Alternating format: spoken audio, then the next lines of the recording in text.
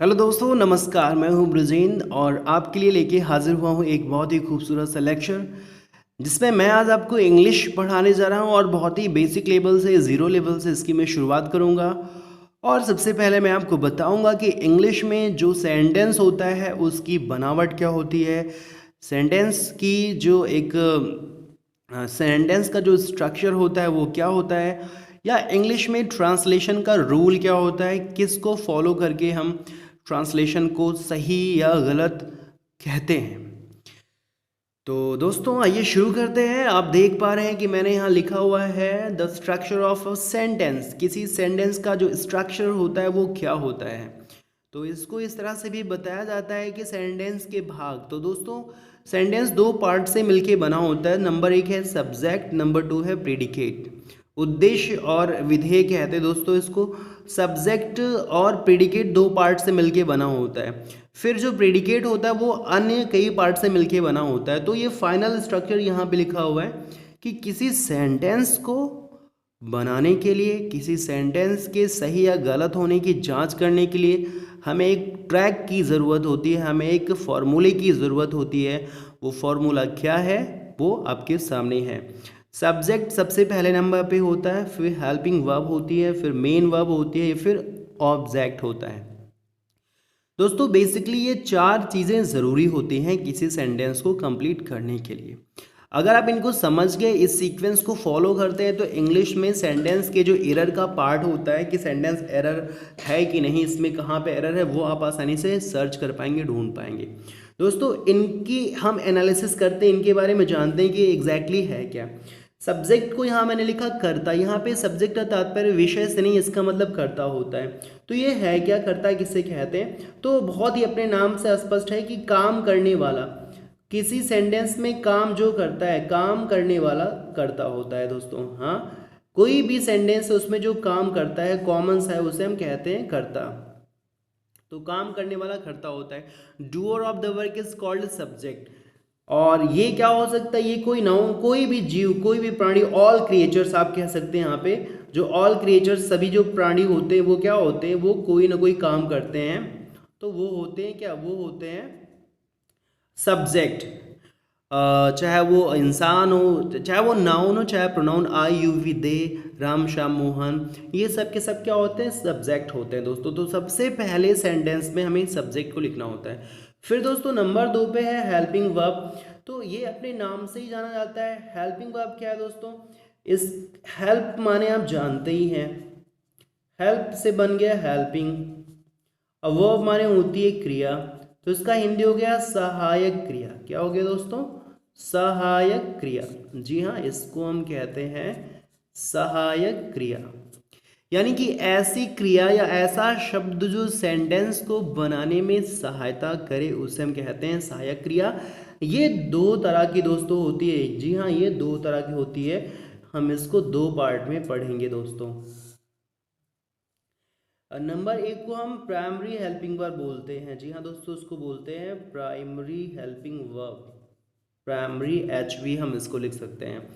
और इसको बोलते हैं मॉडल हेल्पिंग वर्ब। जी हाँ दोस्तों, इसको बोलते हैं मॉडल एच वी।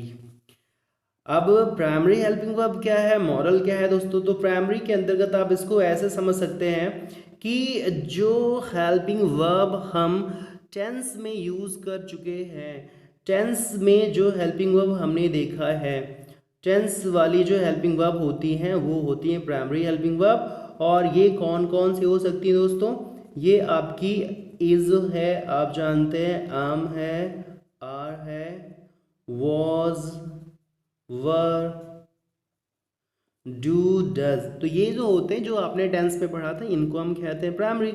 और मॉडल हेल्पिंग वर्ब दोस्तों कौन आएंगे इसमें, आपकी आती है can, could, should, may, might, और भी हैं इसमें। तो ये आप इतना जानिए। ये तो मैं आपको समझाने के लिए बोल रहा हूँ कि जो टेंस में आपने देखा तो वो प्राइमरी हेल्पिंग वर्ब है, और जो आपने टेंस में नहीं देखा वो आपकी मॉडल हेल्पिंग वर्ब है। लेकिन दोस्तों इसकी अपनी एक परिभाषा होती है, अपना इसका एक लॉजिक होता है, वो हमें जानना होगा। हम यहाँ पे एग्जांपल से क्लियर करेंगे। दोस्तों क्या होता है कि इसकी जो एक सही परिभाषा, सही डेफिनेशन ये होती है कि ऐसी हेल्पिंग वर्ब जो सब्जेक्ट के अनुसार बदल जाए। सब्जेक्ट यानी कि करता सब्जेक्ट के अनुसार वो क्या हो जाए, वो परिवर्तित हो जाएं, सब्जेक्ट के अनुसार चलें। ऐसे लिख सकते हैं शॉर्ट में कि सब्जेक्ट के अनुसार चलें, यानी कि अगर सब्जेक्ट बदलता है तो वो बदल जाए। जैसे हमने लिखा कि ही इज राइटिंग, लिख दिया मैंने, he is writing a letter या राइटिंग अ पोयम, ये हमने लिख दिया। अब सब्जेक्ट हमने चेंज कर दिया, यहाँ पे आई कर दिया, तो आप जानते हैं आई के साथ क्या होगा, एम हो जाएगा। I am writing a poem, तो ये हो गया दोस्तों। फिर आप देखते हैं कि अगर हम यहाँ पे यू कर देते हैं तो आपको पता है क्या होगा, अब यू के साथ हो जाएगा you are writing a poem. तो आपने यहाँ देखा कि यहाँ पे जब हमारा सब्जेक्ट ये चेंज हुआ तो ये नई हेल्पिंग वर्ब के साथ आ जा रहा है, ये यहाँ से, तो इसे हम कहते हैं प्राइमरी। लेकिन यहाँ पे क्या होता है इस सेक्शन में कि यहाँ पे आप ऐसे डेफिनेशन कह सकते हैं कि ऐसी हेल्पिंग वर्ब जो सब्जेक्ट के बदलने पर भी नहीं बदलती है, जो हर सब्जेक्ट के साथ समान होती है, उसको हम कहते हैं मॉडल। जैसे आप कहेंगे कि I can write a poem, I can sing a song, I can teach English। तो ऐसे करके अगर यहाँ पे लिखा गया I can teach, फिर हमने कहा कि he, तो he can teach, फिर हमने कहा she, तो she can teach, फिर हमने कहा you can teach। तो दोस्तों ये बेसिक अंतर दोनों में होता है कि हेल्पिंग वर्ब दो तरह की होती हैं, एक प्राइमरी एक मॉडल। प्राइमरी जो होगी वो सब्जेक्ट के अकॉर्डिंग चेंज हो जाती है, लेकिन जो मॉडल होती है वो हर सब्जेक्ट के साथ समान आती है। तो ये हो गया आपका नंबर 2 पॉइंट, मैंने आपको बता दिया क्या दोस्तों, हमने आपको बता दिया हेल्पिंग वर्ब और सब्जेक्ट तो हम पढ़ चुके हैं। अब हम नंबर 3 पे चलेंगे जिसे हम कह रहे हैं मेन वर्ब। जी हाँ दोस्तों, यहाँ पे हम चर्चा कर लेते हैं मेन वर्ब की। और मेन वर्ब क्या है अगर हम इसकी बात करें यहीं पे दोस्तों, शॉर्ट में मैं आपको ही बता देता हूँ। तो मेन वर्ब जो होता है, इसका नाम मेन का मतलब मुख्य होता है, वर्ब का मतलब क्रिया। तो इसको आप क्या कहते हैं, इसको हिंदी में कहते हैं मुख्य क्रिया। जी हाँ दोस्तों, ये हो गई क्या, मुख्य क्रिया। तो मुख्य क्रिया क्या होगी, जो कर्ता के द्वारा किया जाता है, जो काम कर्ता के द्वारा किया जाता है उसे ही हम कहते हैं मेन वर्ब। जैसे कि भाई आप कहते हैं कि राम पुस्तक पढ़ता है, तो राम क्या कर रहा है, पढ़ता है, पढ़ने का काम कर रहा है। तो जो काम कर्ता के द्वारा किया जाता है उसे मेन वर्ब कहते हैं। जैसे रीड, राइट, सिंग्स, ये सब क्या होती है, यही तो मेन वर्ब होती है। रीड हो गया, राइट हो गया, स्पीक हो गया, तो यही आपकी मेन वर्ब होती है दोस्तों। और मेन वर्ब दो तरह की, ट्रांजिटिव, इंट्रांजिटिव, ये आप वर्ब के सेक्शन में आगे पढ़ेंगे। अभी हम यहाँ पे ये जानेंगे कि मेन वर्ब है। अब यहाँ पे एक पॉइंट और आपको नोट करना होगा दोस्तों कि मेन वर्ब जो होती है होती है, लेकिन यहाँ पे मेन वर्ब की 5 फॉर्म्स होती है, 5 फॉर्म्स ऑफ मेन वर्ब हमें पता होना चाहिए, 5 फॉर्म्स। अब आप कहेंगे 5 फॉर्म्स कौन कौन सी होती है, इसको आप ऐसे जानते हैं जैसे है आपका स्पीक हो गया, सेकेंड नंबर पे क्या होता है, स्पोक होता है, थर्ड नंबर पे क्या होता है, स्पोकन होता है, फोर्थ नंबर पे क्या होता है, स्पीकिंग होता है, फोर्थ हो गया, फिफ्थ पे हो गया स्पीक्स। जी हाँ दोस्तों, एस या एस फॉर्म इसको बोलते हैं। तो 5 फॉर्म होती है, जैसे go, went, gone, going, goes. कितनी फॉर्म हुई, 5 फॉर्म्स हुई। Read, read, read, reading, reads, write, wrote, written, writing, writes. दोस्तों ये 5 फॉर्म्स आपको याद होनी चाहिए, क्योंकि आप जानते हैं अलग अलग टेंस में अलग अलग वर्ब की फॉर्म्स का प्रयोग होता है।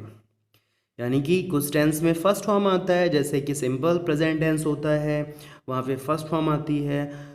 कुछ टेंस में यानी कि पास्ट इंडेफिनिट टेंस में वर्ब की सेकंड फॉर्म आती है। परफेक्ट टेंस जितने हो तो उसमें वर्ब की थर्ड फॉर्म आती है।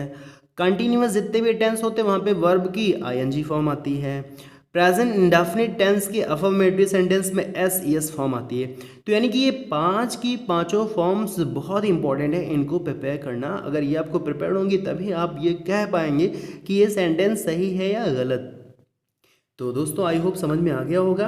अब हम यहाँ पे लास्ट में यहीं पे चर्चा कर लेते हैं आपके अंतिम जो आपका वहाँ पे लिखा हुआ है, जिसको हम कहने वाले हैं क्या, हम कह रहे हैं ऑब्जेक्ट। दोस्तों ऑब्जेक्ट को हिंदी में कहते हैं कर्म। जी हाँ दोस्तों, इसको कहते हैं कर्म। लास्ट पॉइंट जो बचा उसे कर्म कह रहे हैं। कर्म क्या है, वो शब्द जिसका असर मेन वर्ब पे होता है या वह शब्द जिससे मेन क्रिया प्रभावित होती है उसे हम कहते हैं ऑब्जेक्ट। जैसे हमने कहा कि राम मोहन को डांटता है, तो राम मोहन को डांटता है तो डांटने का प्रभाव किस पे पड़ेगा, मोहन पे, तो मोहन क्या हो जाएगा, ऑब्जेक्ट हो जाएगा।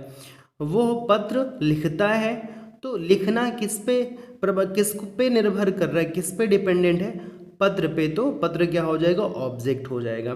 तो ऑब्जेक्ट क्या होता है कि जो मेन क्रिया जिस पे निर्भर करती है, मेन वर्ब जिस पे निर्भर करती है अथवा मेन वर्ब का असर जिस पे होता है उसे हम कहते हैं ऑब्जेक्ट। और ये सेंटेंस के लास्ट में आता है। जैसे इसने कहा कि वह फल खाता है तो ही ईट्स फ्रूट हो जाएगा। तो दोस्तों यहाँ पे ये क्या है आपका, ये ऑब्जेक्ट सेंटेंस के लास्ट में आता है ऑब्जेक्ट। दोस्तों यहाँ पे एक चीज़ और मैं आपको बताता चलूँ जो याद रखने वाली बात है कि आपको ये पता होना चाहिए सब्जेक्टिव फॉर्म और ऑब्जेक्टिव फॉर्म। हालांकि ये आगे प्रोनाउन का टॉपिक है, आगे मैं इसको आपको बताऊंगा अच्छे से। यहाँ पे हल्का सा मैं जिक्र कर देता हूँ ताकि आपको थोड़ा सा इसके बारे में आइडिया अगर नहीं है तो हो जाए, ये मेरा उद्देश्य यहाँ बताने का है। तो दोस्तों ये subjective he I they it ये सब सब्जेक्टिव फॉर्म होते हैं या कह लीजिए सब्जेक्ट होते हैं। हिम मी देम ये ऑब्जेक्टिव फॉर्म या ऑब्जेक्ट होते हैं। तो ध्यान क्या देना होता है, जब सेंटेंस के शुरू में आना हो तो वो ये आएंगे और जब सेंटेंस के लास्ट में आना हो तो वो आएंगे ये वाले सेक्शन के। जैसे अगर यहाँ पे सेंटेंस में लिखूँ, यहाँ पे एक ट्रांसलेशन मैं आपको दूँ, जैसे मैं कहूँ कि उसे पत्र पढ़ना चाहिए, ये सेंटेंस है आपका। तो आप यहाँ क्या लिखेंगे, he should read a letter, ये आपका है आगे, इसको जानते रहिए। अब यहाँ पे हमने क्या किया दोस्तों, ध्यान ये दे रहे हैं कि उससे शब्द के लिए हमने ही लगाया यहाँ पे। अब हम कहें कि रामू को उसे बुलाना चाहिए, ये हम लिख रहे हैं रामू को उसे बुलाना चाहिए। दोस्तों ध्यान दीजिएगा, अब यहाँ पे उसे शब्द आ रहा है तो यहाँ पे सब्जेक्ट क्या है, कौन काम कर रहा है, रामू को उसे बुलाना चाहिए। तो हम तो ट्रांसलेशन में पहले सब्जेक्ट लिखते हैं ना, तो इस सेंटेंस में सब्जेक्ट क्या है, कौन काम कर रहा है, रामू। तो क्या लिखेंगे, रामू लिखेंगे यहाँ पे आप। फिर क्या लिखने वाले आप, शुड, क्योंकि चाहिए यहाँ पे है। अब यहाँ पे बुलाने के लिए कॉल आपने लिख दिया, यानी थर्ड स्टेप पे जो लिखते हैं ये सब्जेक्ट हो गया, हेल्पिंग वर्ब, मेन वर्ब। अब यहाँ पे दोस्तों उसे के लिए, अब यहाँ पे ये गलती नहीं करिएगा, मैंने कहा था है उसे यहाँ पर भी, लेकिन ये सब्जेक्ट के शुरू में आ रहा है यानी कर्ता के रूप में, तो यहाँ ही लिखा गया है। अब यहाँ पे उसे चूंकि ये लास्ट में इसका नंबर आ रहा है तो यहाँ पे क्या लिखिएगा, यहाँ ही का लिखेंगे आप, हिम। जी हाँ दोस्तों, क्या लिखना होता है, हिम। तो आपको ये ध्यान देना होगा कि सब्जेक्ट के शुरू में जब आता है तो सब्जेक्टिव फॉर्म आता है, ही आएगा, आई आएगा, यू आएगा, दे आएगा। लेकिन वही शब्द, उसी मीनिंग का शब्द जब ऑब्जेक्ट के रूप में आए, सेंटेंस के लास्ट में उसका नंबर आए ट्रांसलेशन में, तो उसका ऑब्जेक्टिव फॉर्म आता है, यानी कि वो हिम होगा, मी होगा, देम होगा। इस तरह के छोटे छोटे बहुत सारे नियम आपको मैं बताऊंगा, बहुत अच्छे समझाऊंगा, एग्जाम्पल दूंगा और बहुत ईजिली आप इंग्लिश को समझ पाएंगे। दोस्तों इस वीडियो में इतना ही मेरा समझाने का पर्पज़ था कि कैसे हम सेंटेंस के स्ट्रक्चर को हम फॉर्म करते हैं और एक चीज़ और आप ध्यान दीजिएगा दोस्तों, आप अगर इस स्ट्रक्चर को डिस्टर्ब करेंगे जो मैंने यहाँ आपको दिया है, जब हम ट्रांसलेशन चेक करते हैं, ट्रांसलेशन करते हैं, तो हमारी कोशिश ये हो कि हम इनके बीच में इसके सीक्वेंस को फॉलो करें, यानी कि सबसे पहले सब्जेक्ट लिखें, फिर हेल्पिंग वर्ब, फिर मेन वर्ब, फिर ऑब्जेक्ट। अगर आप इसके सीक्वेंस को डिस्टर्ब कर देते हैं, यानी कि इसके सीक्वेंस को आप फॉलो नहीं करते, तो आपका ट्रांसलेशन गलत हो जाएगा, आपका सेंटेंस गलत हो जाएगा। इनके बीच में कोई थर्ड चीज़ या कोई अगली चीज़ तब तक हम एंट्री नहीं कराते जब तक कि वो हमारे नियम का हिस्सा ना हो। नियम का हिस्सा होने का मतलब ये है, अगर जैसे नॉट की बारी आती है, ऑलवेज की, तो ये सब बीच में रखे जाते हैं, इनका अपना नियम होता है कि भाई नॉट आएगा तो हेल्पिंग वर्ब के बीच में आएगा, ही विल नॉट, विल के बाद नॉट आएगा, आई डू नॉट, डू के बाद नॉट, तो बीच में। और बाकी जैसे कहा गया, अब यहाँ पे आपको मैं एग्जाम्पल से समझाता हूँ, तब ज़्यादा समझ पाएंगे आप। यहाँ पे देखिए, जैसे अगर मैं यहाँ कहूँ कि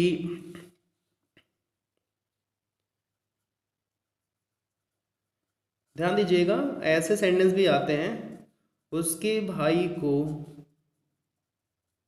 मैं पढ़ाता हूँ, ये सेंटेंस है आपका।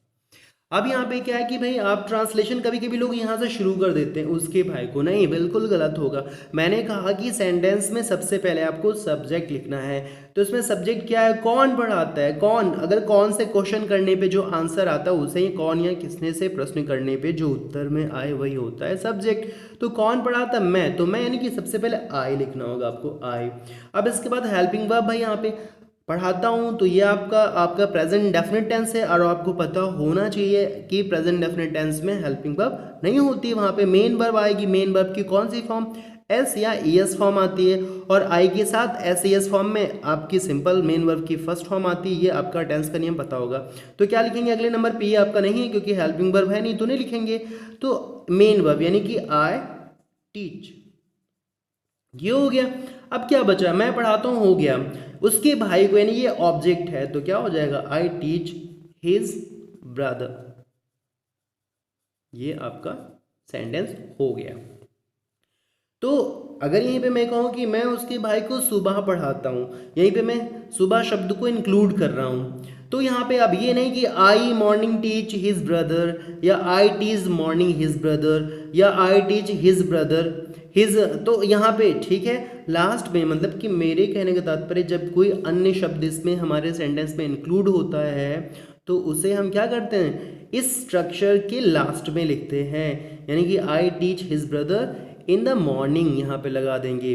अगर आपने कहा कि मैं उसके भाई को पार्क में पढ़ाता हूँ, मैं उसके भाई को छत पे पढ़ाता हूँ, तो वो सब लास्ट में आएगा। आई teach his brother on the roof, in the market, in the morning, in the evening. तो ये मेरे समझाने का पर्पज है कि इसके सीक्वेंस को आपको डिस्टर्ब नहीं करना है, एक्स्ट्रा चीज़ें जो आएंगी वो सेंटेंस के लास्ट में उसे हमें प्लेस करना होता है। दोस्तों आई होप कि आप ट्रांसलेशन के इस कॉन्सेप्ट को समझ गए होंगे, और अगले वीडियो में मैं आपको टेंस की जानकारी दूंगा जो बहुत ही आसानी से आप उसको समझ पाएंगे। आई होप सेंटेंस के स्ट्रक्चर को आप अच्छे से समझ गए हैं, और आने वाले लेक्चर में आप अच्छे से ट्रांसलेशन कर पाएंगे। दोस्तों अगर आपको वीडियो पसंद आया तो वीडियो को लाइक कर दीजिएगा, और चैनल को सब्सक्राइब करना ना भूलें। अपने दोस्तों से वीडियो को भी शेयर करें ताकि उन्हें भी इसका बेनिफिट मिल सके। आई होप आप अच्छा कर रहे हैं, आपकी प्रिपरेशन अच्छी जा रही है। मिलते हैं अगले वीडियो में, तब तक आपको बहुत सारी शुभकामनाएं। Thank you so much. जय हिंद, जय भारत।